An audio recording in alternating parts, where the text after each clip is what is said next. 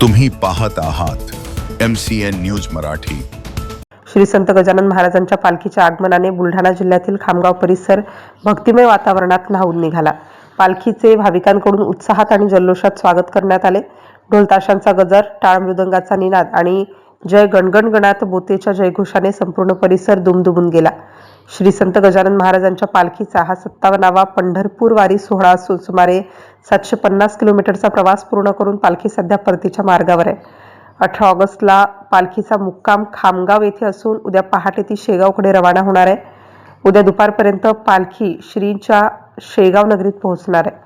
पालखी सोहळ्यात सुमारे 700 वारकरी सहभागी झाले असून शिस्तबद्ध नियोजन आणि भक्तिमय वातावरण हे या सोहळ्याचे वैशिष्ट्य ठरले आहे। खामगाव येथे पालखीच्या स्वागतासाठी भाविकांनी मोठी गर्दी केली होती। पंढरपूर वारीनंतरच्या या परतीच्या प्रवासालाही भाविकांचा उत्स्फूर्त प्रतिसाद मिळत आहे। MCN न्यूज मराठीकरिता शेख अजीज मोहम्मद, खामगाव।